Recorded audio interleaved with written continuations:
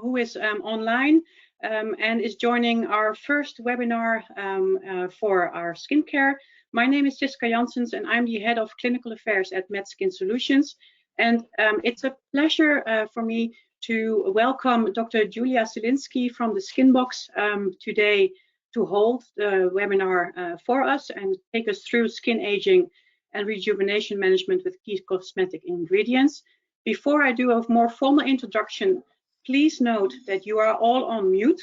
And if you have any questions, they will be read out after the presentation, and you can enter them in the questions pane on the left side of your screen. So today we have with us Dr. Yuliya Zielinski. She is a medical doctor from the University of Munich and also a trained certified beautician. She has a special interest and expertise in cosmetic dermatology and aesthetic medicine, as well as cosmeceuticals and beauty supplements. She has more than 19 years of professional experience in consumer goods, aesthetics, and healthcare industries, and has worked for several skincare companies in the past. And she calls herself a skin enthusiast. So very warm welcome, Dr. Zielinski, and I'm really looking forward to your presentation. So the floor is all yours. Thank you so much, dear Siska. Thank you so much for the invitation, and welcome to everybody. I hope everybody can hear me and understand me. I understood that there are people from several geographic regions, so you have different time zones. I'm so thankful and happy that you all take your time to be together with us today and to speak about a very interesting, very passionate, very relevant topic, which is skin aging and how to manage that skin aging in terms of rejuvenating the skin, particularly when it comes with to the use of topical cosmetic products.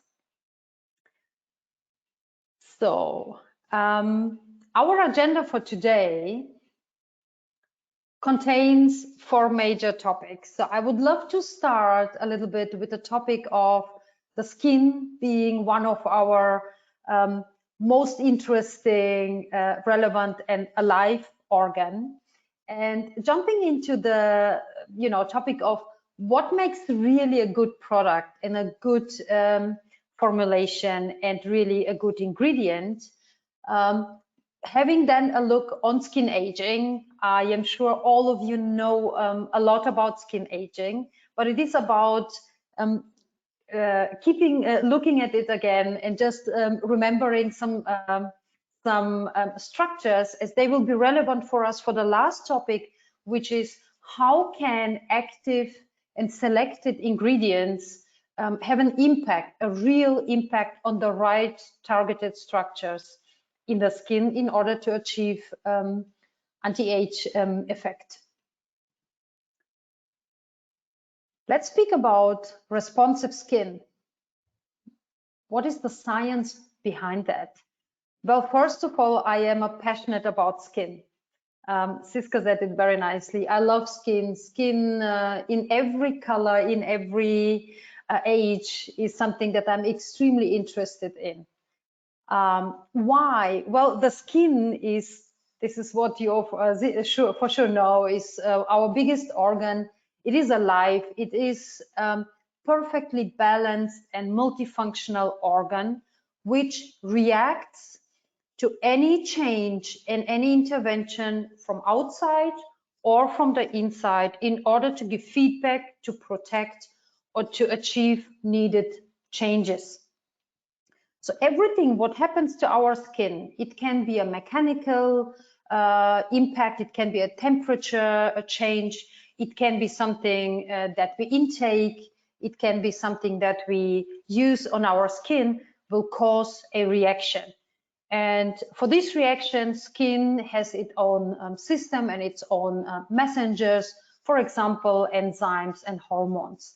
And with all these structures, a company or a product, a topical, can get in touch, can get into contact, and can use these structures and these functionalities to achieve a reaction or to introduce a particular functional change.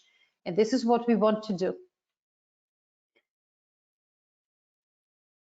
Now, coming back to the topic of what is actually a good ingredient, a good product, and a good formulation.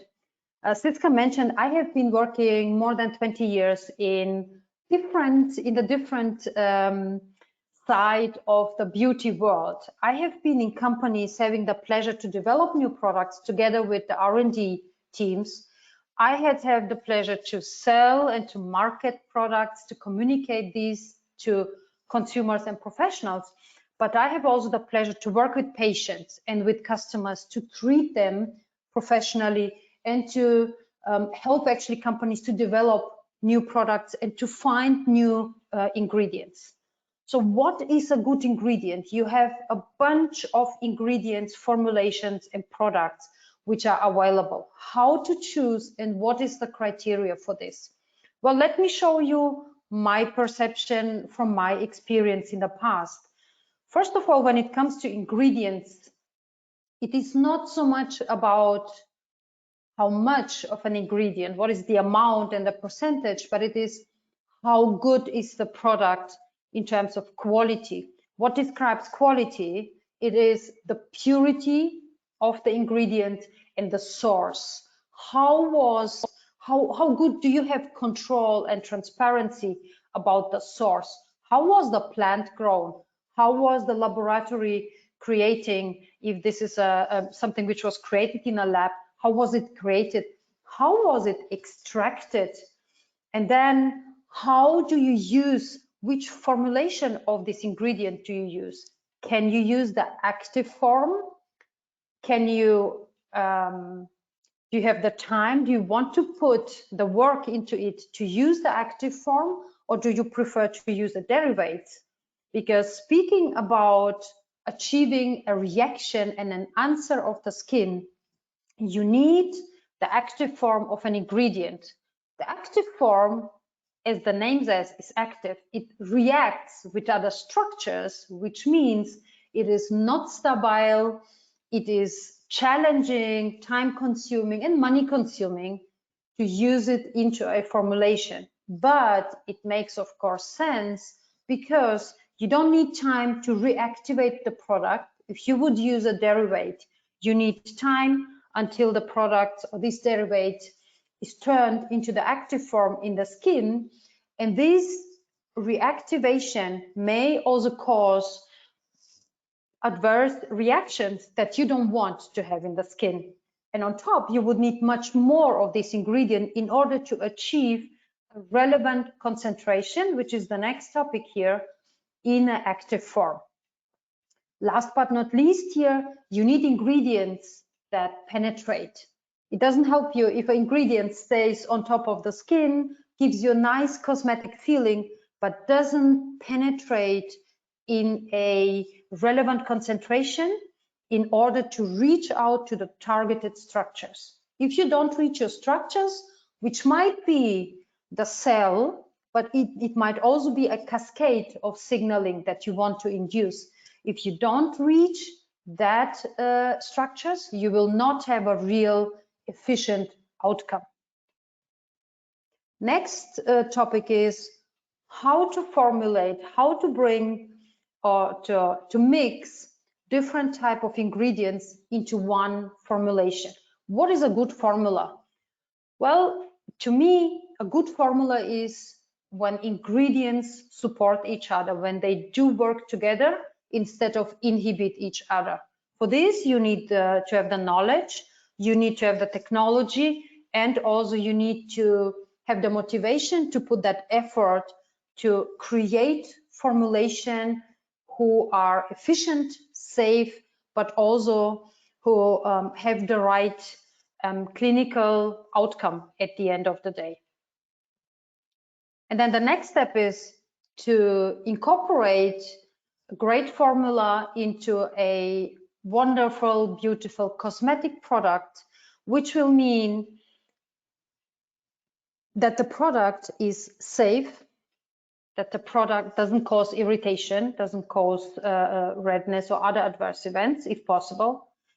Ideally, this product is, of course, efficient, and it has great cosmetic properties, particularly speaking about products who are direct to consumer, where the user is the consumer. They will not use your product if they don't like it. This is all we know. If you want to achieve an effect in anti-aging, in pigment modulation, etc., you need a long-term usage of the product. So if the consumer doesn't like your product, they will not keep using it.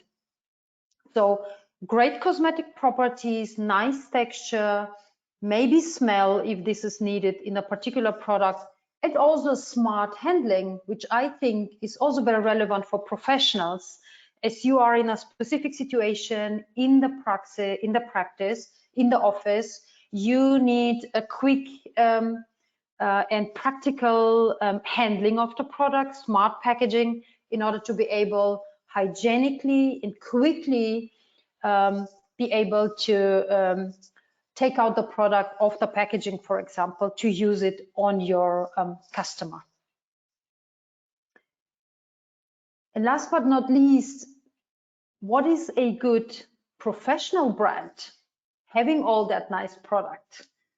Is a brand professional enough by claiming so?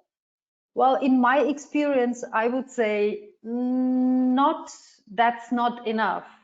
What I believe is important is, if a brand claims to be a professional partner, it needs to be meaningfully created its portfolio to think about, how can I combine my product and my offer with the offer that really happens in the office? How can a professional that performs an in-office procedure combine my products with the procedure? How can I complement with my products, with my ingredients, that procedure? How can I help to prepare the skin, and how can I help to manage downtimes, to help to soothe the skin, for example, to help manage redness, etc. And how can I help to maintain actually the result for longer time?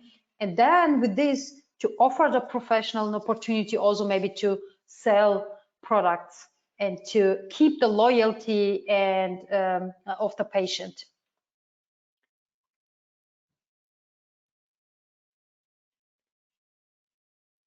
Now let's have a look to the aging process.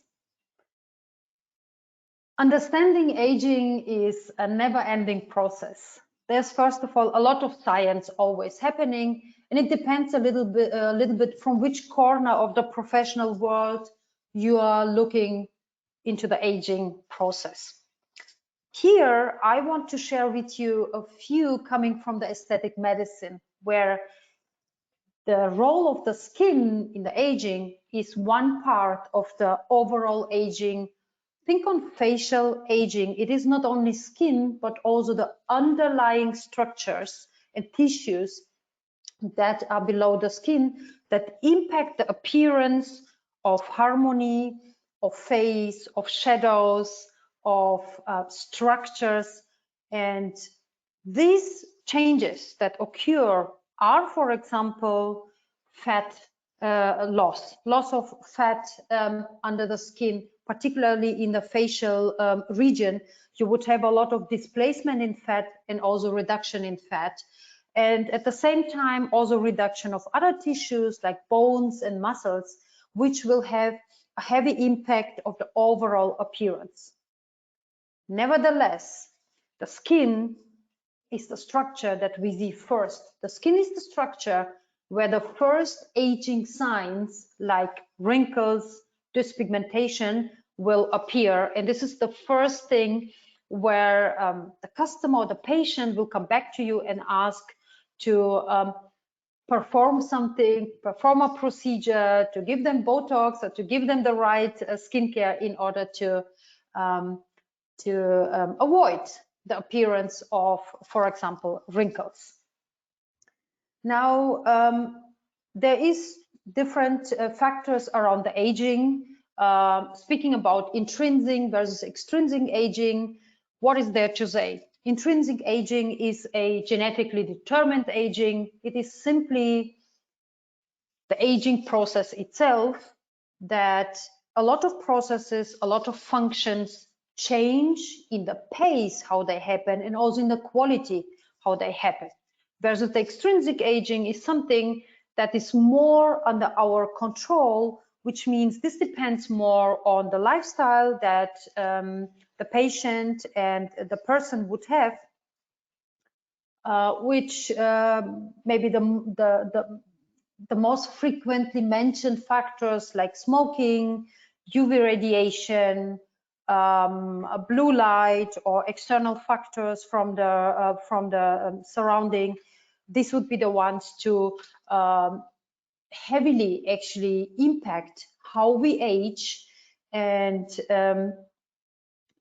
there is also one more factor really to not to forget. It's a hormonal type of aging. You would have a nutritional related aging. So a lot of external factors who will also have an impact on your genetic predispositions. This is something which is currently, for example, extremely a big discussion factor within the professional world. How exactly does this impact happen? How does food change during your lifetime, the way your genes behave and the way you age? And what does it mean? How can we impact that? Can we prevent it, or can we just try to rejuvenate the skin? Let's put the focus on skin aging particularly. Well, the skin consists of two major layers that I will focus today. And this is, of course, the superficial layer, the epidermal layer, which mostly consists of cells, of strictly and very well constructed cell layers, the keratinocyte, and which mainly has a barrier type of function. And the second layer, the underlying layer, the dermal layer, we will have a closer look a little bit later, which is consists less of cells but more of proteins and extracellular matrix. Speaking about skin aging, the first thing that is seen and evaluated is the lower cell turnover in the skin.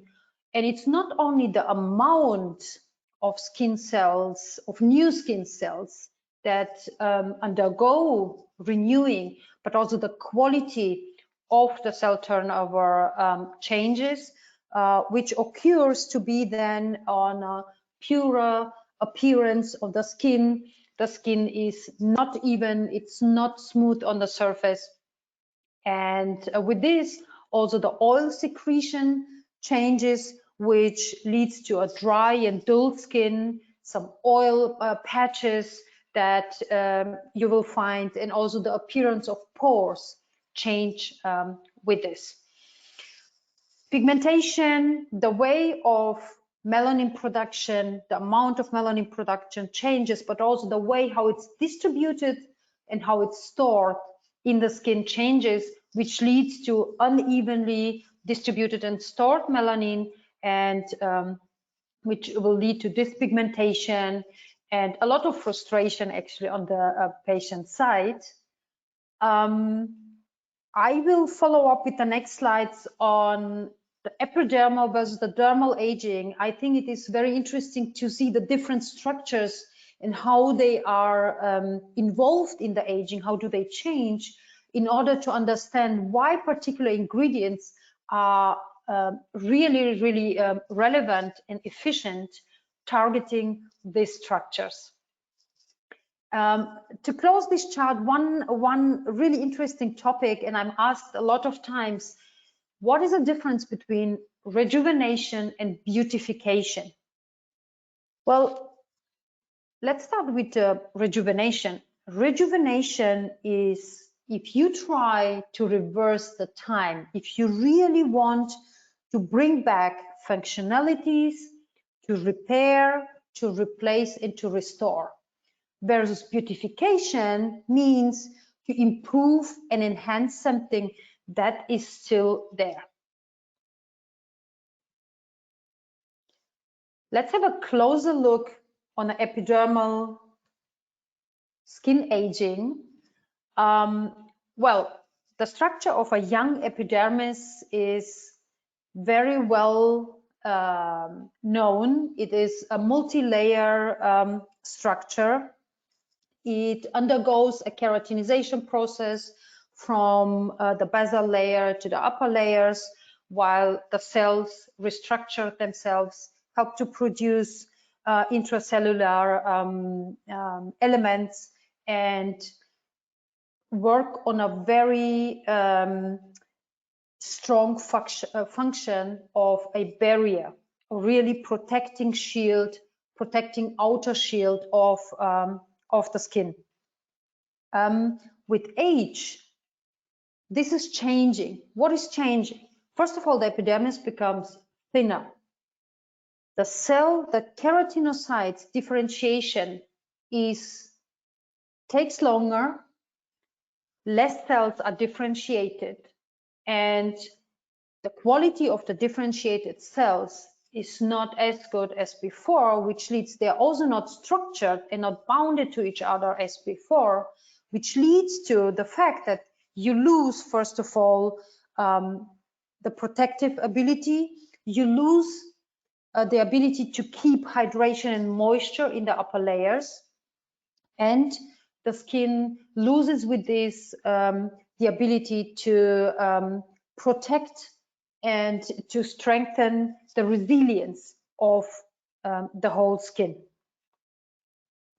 And not to forget one thing here, there is a higher pH of the skin, which has a huge impact actually also on the functionality, on the health of skin, on the wound healing properties of the skin, and also on the rearrangement of the conified envelope, which all in all definitely lowers the quality and the functional ability of the upper skin layers.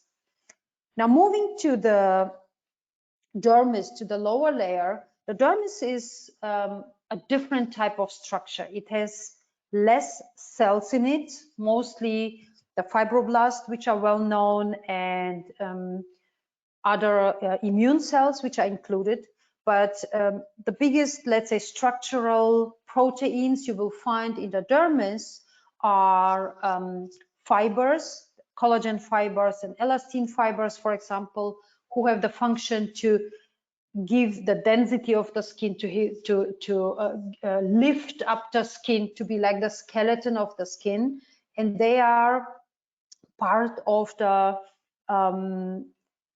extracellular matrix, which are again embedded in protein glucosaminoglycans, which have the ability to absorb very high amount of water and to build amorphous gel where the collagen and elastin is embedded in. Speaking about collagen, collagen makes maybe the biggest amount, has the biggest share in dermis. Around 75% of the weight of the dermis goes to collagen fibers. And when you see the dermal aging now, when we look at the aging here, you have a different type of pathomechanisms. So it is not about only the cell turnover going slower, but also the quality and quantity of the produced proteins, of the produced proteoglycans, of the ability to the giving that thickness and hydration of the skin gets lost, and also the ability of immune functions is going very strongly down,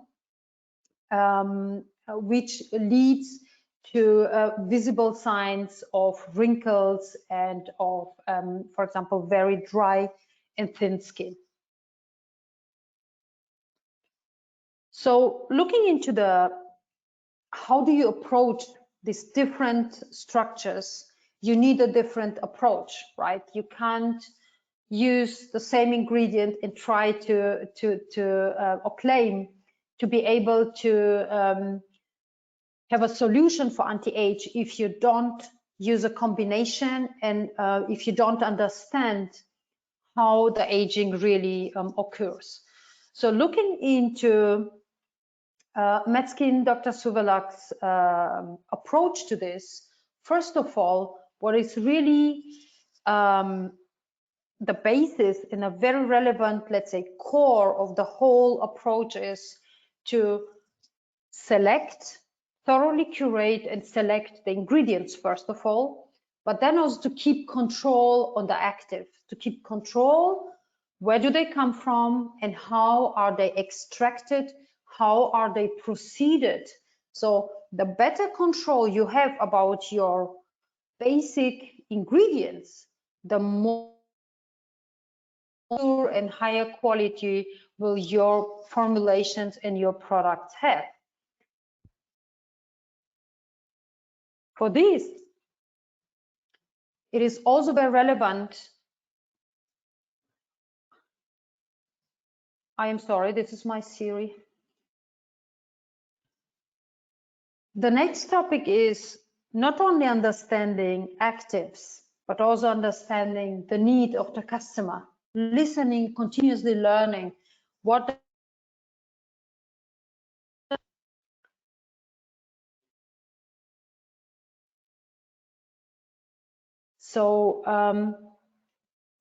understanding rejuvenating, understanding how you approach rejuvenating, what are professional ingredients, professional technologies that are used in order to be able to accompany it. This is something that is very relevant in order to be a long-time partner and real, to be able to accompany professionals. Understanding skin functions leads, of course, to thinking about relevant solutions, not about what is possible, but what really makes sense, what is meaningful, and how can I really contribute to the rejuvenation process in the practice.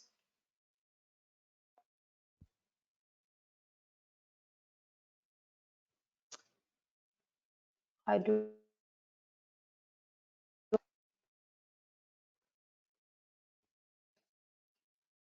Yuliya, you're broken up. Are you still there? Sorry. Here we go. Are you still here? I'm still here. I'm just trying to. Now, here we go. I'm Good. here. Sorry, I just needed to to work my technology here. Here we go. I'm back. Okay. Last but not least is about how to support the professional, how to offer a relevant range in office in combination with at-home solutions for the patient.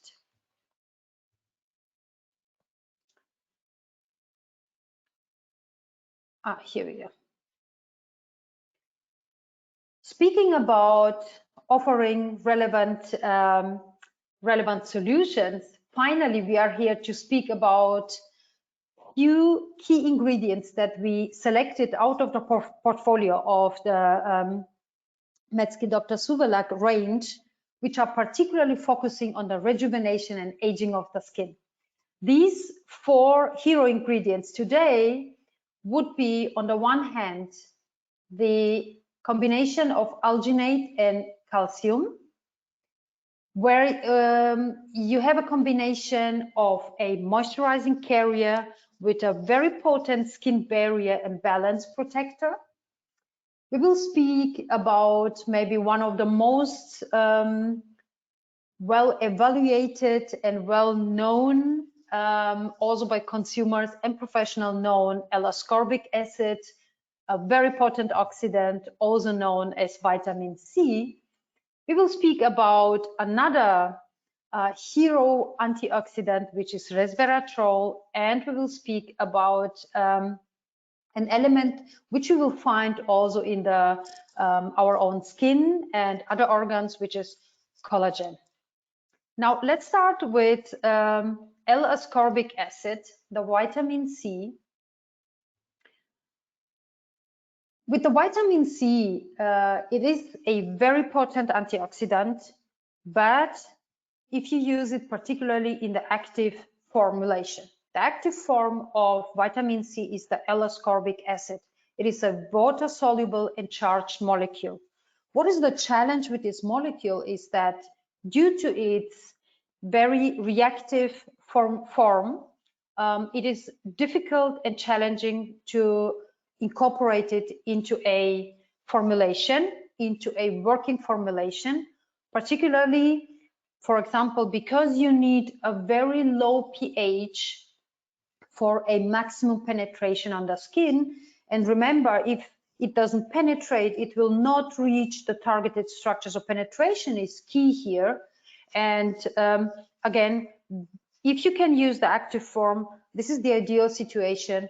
You don't lose time and you don't lose efficacy while delivering it to the skin. Again, here with vitamin C, in my experience, it is very common that you will find higher and higher and higher numbers on the vitamin C, how we have X%, the other ones have X%, which is, I think, really difficult for a customer, but even for a professional to understand.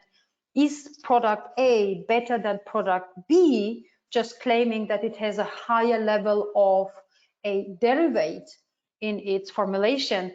And it is not a benchmark per se when it comes to the efficacy or to the safety of the product. So I hope here that there will be even more education for professionals and also for the consumer to understand what they are buying, how the product and the formulation behaves here. Vitamin C is actually naturally occurring in our body. It has a gradient, it has a gradual occurrence in the skin, and it is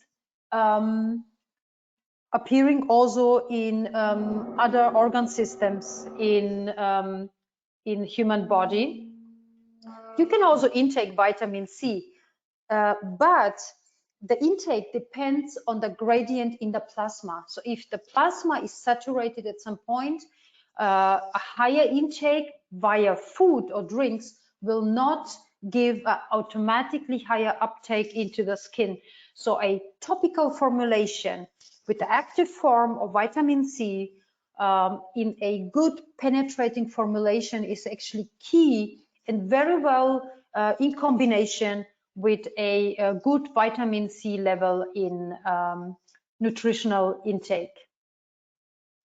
So our multitasker, the mechanism of action of vitamin C, I guess most of you will know it. I would still love to quickly summarize here. First of all, it is a very potent antioxidant, which works in two ways. On the one hand, because it is a reactive molecule, it neutralizes and captures a lot of radicals already, and it prevents a oxidative damage in the tissue, and with this, it protects a lot of structures and degradation, prevents structures from degradation in the dermis, for example, speaking about collagen or elastin here. Then it has a very well known and very well evaluated interference with the tyrosinase, and with this, it has an impact on the melanin synthesis. It regulates the production of melanin, and with this, it regulates the appearance of pigmentation on the skin. One of the maybe best known effects of vitamin C is the efficacy on collagen. With the collagen, vitamin C does also different things. On the one hand, it protects degradation of collagen. On the other hand, it is a cofactor which supports the production of collagen and stabilizes actually new collagen molecules in the dermis. On top, vitamin C accelerates the differentiation and the quality of keratinocytes in the epidermis. So vitamin C has impact in the dermal and epidermal aging process, and it enhances the production of barrier lipids, which is functional wise really relevant for aging and dry skin. So what are the clinical benefits of vitamin C? Well, it supports the glow of the skin, it supports an even skin tone, it supports a smooth skin appearance with less wrinkles, and mostly with a higher firmness and elasticity. Let's go from one hero to the next hero. Well, the other key ingredient I would love to mention here is resveratrol. Resveratrol is a plant-derived antioxidant. It's a natural polyphenol, which is found in actually more than 70 plant species. Maybe the most known here, at least in Western Europe, are the grapes. You will find a very high percentage of resveratrol in the skin of the grapes. And already in the plants, resveratrol is known to protect from stress and UV light. On top, it has been known for many years to have health effects, biological health effects on not only on skin, but also on cardiac protection. It is anti-diabetic, anti-inflammatory, anti-cancer. And so it has been used for many years already in Asian traditional medicine, which is why it's also called the longevity molecule.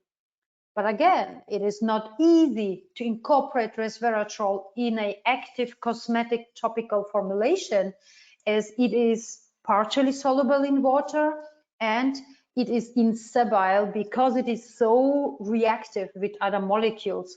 So if you want and manage to incorporate active resveratrol in your formulation, then you have a really strong powerful molecule to target, for example, molecular cell-to-cell signaling in the skin. It modulates a lot of signaling cells, but also the signaling molecules. It has, again, the dual capacity in the antioxidative field. On the one hand, it is reactive, so it captures directly the oxidants. On the other hand, it is upregulating other oxidants that naturally will occur in the skin, like glutathiones, for example. So interesting for the cosmetic industry because, for example, it can penetrate very nicely the skin barrier. It means not only it is active and effective, but it also reaches out to the targeted structures in order to apply the efficacy that it can have. And interestingly, resveratrol has also a strong impact on collagen formation, particularly in fibroblast proliferation, which helps for the increase of collagen 3, and also it contributes to stimulates the production of collagen 1 and 2 in the skin. So what are the benefits? In the anti-aging field, resveratrol is very much focusing on the dermal aging, on the dermal structures. Means it increases heavily density and firmness of the skin, and it smooths fine lines and wrinkles. On the other hand, it has a huge impact to increase the resilience of the skin. Less inflammation, less redness, stronger skin, better protective properties, and better resilience also while performing aesthetic procedures, for example. The next one I have here with me is collagen. Collagen is naturally appearing in the skin. It's one of the structural proteins in the dermis, heavily involved in dermal aging process. We have different types of collagen in the body. Maybe the biggest amount of collagen type you will find in the body is type 1, and maybe the most relevant and interesting for us is type 3, which will be will have a share around 8 to 12% in the body, but which is part of very of the most relevant skin related also structures in the skin. So looking into the portfolio of MedSkin, Dr. Suvelak's products, they use 3 different types of collagen in the same formulation. And the question is why they do it. Well, they have the first one, the soluble collagen peptides, which is the active form that they want to penetrate, and it has the ability for deep penetration as it is not so big. It's a smaller molecular weight. It will penetrate very nicely. It has a great acceptance in the skin because it has a bovine, it is from bovine source, and which is very well accepted by the human body. Remember what I said, having control of the source and of the extraction of your ingredient. This is a very nice example why it is important to know and to have transparency and control. How do you get this raw material in order to assure safety and efficacy in a cosmetic product? So on top of this, it is combined with soluble and insoluble collagen fibers in the products. Why? They are used as a carrier for the collagen peptides on the one hand. On the other hand, their ability, because they're bigger in a molecular weight, the ability to lie on the skin surface and to build a film and to attract moisture and to keep and lock moisture is used to also infuse the skin, particularly the epidermal layer, with deeper moisture, and to improve the barrier properties and also the appearance of aged skin. So speaking about the impact of collagen in terms of rejuvenation, the smaller molecule, the smaller collagen peptides, they penetrate in deeper layers and they do impact signaling cascades in order to induce additional collagen synthesis. In order also, they are also used for tissue remodeling, so they are also incorporated in existing structures. And with this, it helps to restore the strong density and the structure in the dermis. Additional to the dermal targeting of the dermal aging, this combination of these different collagen molecules, how they're used here, they help also to target the epidermal aging, particularly with the focus on hydration, locking hydration, keeping hydration, and also bind the moisture on the surface, and with this help to improve the barrier function of aged skin. The benefits of using collagen is, first of all, to have a balanced, resilient, healthy looking skin, which is moisturized, which has a smooth surface, which has less lines and wrinkles, and which all in all appears much more youthful and younger than before that topical treatment.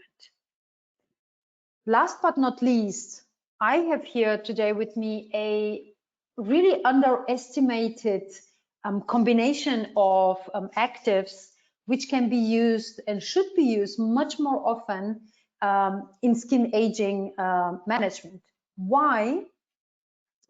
It is a combination of calcium, which not only deeply penetrates in the skin, but which is a fundamental element that is more or less involved in any functional and signaling process in our body.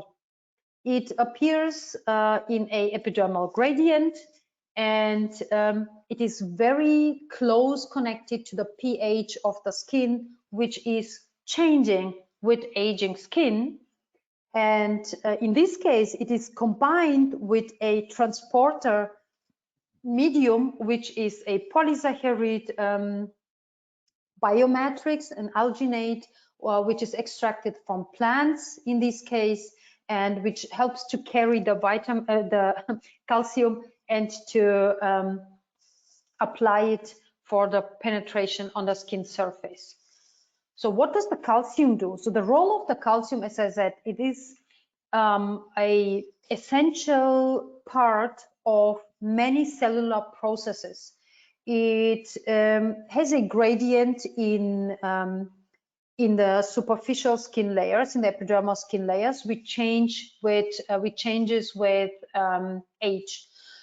Means the gradient slows down, the pH same time, because they're very connected and dependent on each other. The pH of the skin surface goes up at the same time. It rises from 5 to 5.5 to 6, which all in all has a very negative output and effect on the protective function on the epidermis. And if the one is not working in the right way or immediately changes the other one. So it is important to keep the balance and to regulate that.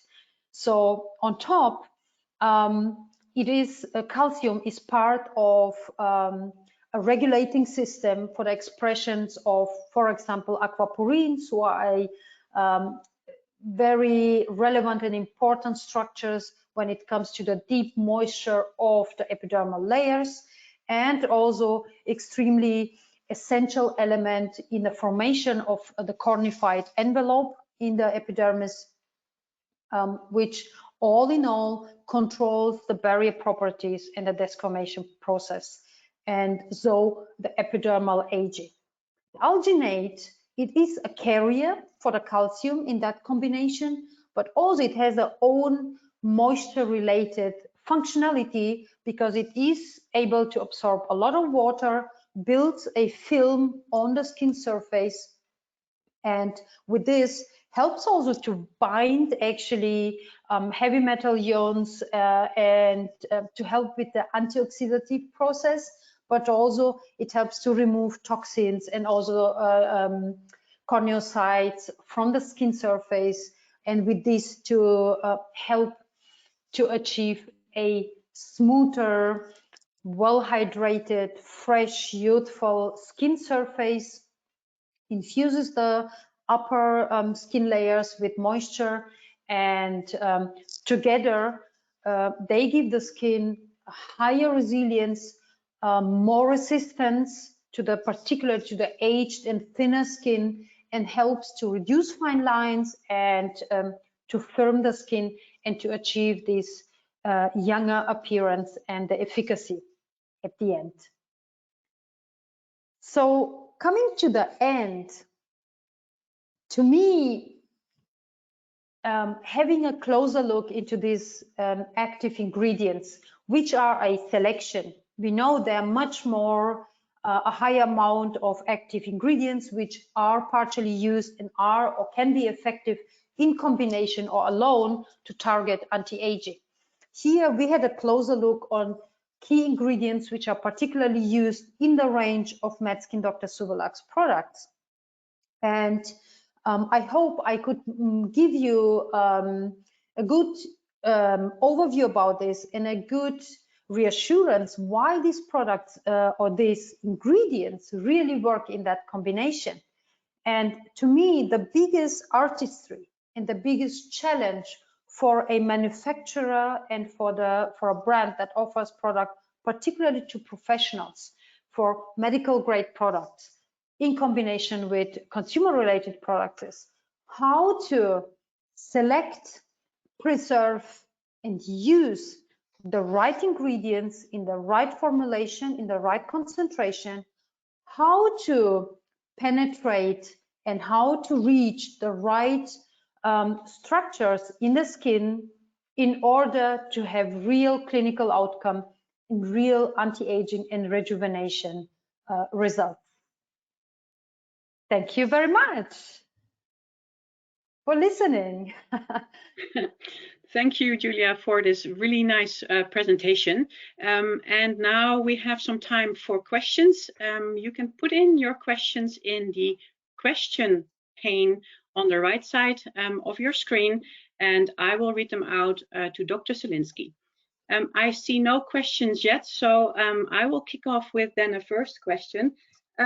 So what, in your professional opinion, if you look at a cosmetic product, what are you looking for in such a product? What makes you convinced that it will work? Yeah. Well, I'm looking, of course, on the ingredient combination, first of all. Does it make some ingredients inhibit each other, other ingredients support each other? So does that make sense? I'm looking, as I said, also on the how pure is the product? Is there a good declaration? Is the right purpose behind the product when you look into the ingredient mixture? So is it just an anti-age product, or is there a real purpose for particular structures to target? And in my case, as I do work also and I do perform professional procedures, I'm looking for products who really work together with in-office procedures. Okay, thank you. There are two questions, or the questions are coming in. The first question is, which MedSkin product is based on the Resveratrol concept? And I think I will answer that one. Yes, please. It is in our Reveal portfolio, and it's called Resveratrol Concentrate or Resveratrol Concentrate I. Then there is a thank you. This was a really interesting and very professional presentation. Would you please say something about collagen type 3? I always thought type 1 is more important for the skin. Okay, how much time do we have?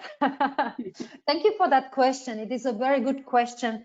And you know, it's a lot of confusion with these collagen types and how exactly what is produced where and how do they actually play a role. In general, each type of collagen is present, of course, in each structure. So they have a different functionality.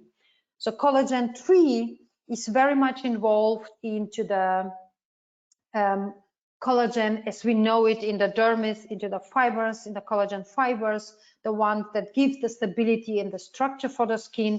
Collagen 1 type would be also found in other organs, in other functions. So it is the more maybe the one that you will find further spread in the body that in the skin. But of course, if you have a deficiency in one type, if there is not the right balance in the skin, because one type is higher, there's higher degradation, or the protection is working only for one type, then you will still have a not intact skin, which will not give you the right functionality and will still age.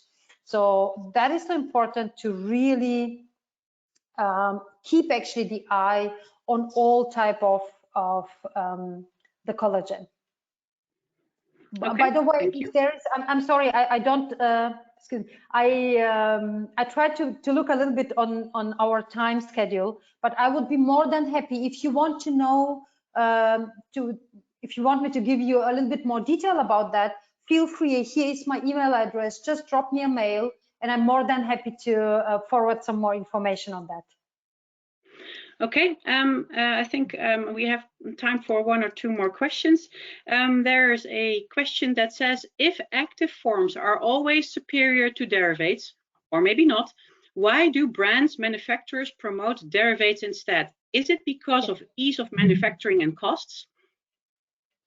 In generally, yes. I mean, it depends. An active ingredients, the active form of an ingredient is a reactive one, means it is open and immediately reacts with other elements, which means this one is not stable in a formulation. Sometimes you might need to use derivatives because otherwise you can't combine it with other ingredients that you want to have in that formulation. Most of the times the derivatives are easier to formulate. This is why, of course, some manufacturers prefer to use a higher amount of a derivative and to activate it in the skin in order to have the efficacy. In that case, you need a higher concentration of the derivative in order to reach the final effective concentration in the active. You might lose some time because it needs time to penetrate and to be activated, and you might have some residues. This is not true for every in each ingredient, but some of them do have residues if they are transformed into the active formulation. So if there's an opportunity to use the active form, this is, of course, in my personal opinion, the best way to effectively work on the skin aging and to reach the structures. If there's a need to use the derivative because of a combination, for example, then of course there are modern technology which allow that. And for this, to me, would be just relevant to be transparent, particularly in front of professionals, to explain that this is a derivative, that it needs the activation, and to assure that when it is transformed into the active form, there is enough concentration in the tissue in order to be efficient. Okay, thank you. Then there's another question about collagen again. We would like to ask about the efficacy of topical collagen in comparison to oral formulation. Oh yeah, okay, good one. Yeah, well, collagen is an interesting topic. And to add a third way to application of collagen, you can also inject collagen into the tissue, which is done with fillers in aesthetic medicine. It is a little bit like with the vitamin C, what I mentioned. Depends what you want to achieve. Today, we all are aware, and there's a scientific proof that nutrition and nutritional intake can have a positive impact also in skin aging or in skin functions. So you can achieve a bioavailability of ingredients if you eat them or drink them. Sorry, you can achieve bioavailability in skin. The ideal situation is actually to mix both, to have a topical application, particularly if you want to reach epidermal layers or the basal layer or the interjunctional layer between dermis and epidermis. It makes sense to apply also topically because the way is shorter, the penetration way, and it will be difficult actually for the uptake of from the plasma, from the blood, to be transported through all the structures, through the dermis until the epidermis. So ideally you would combine both,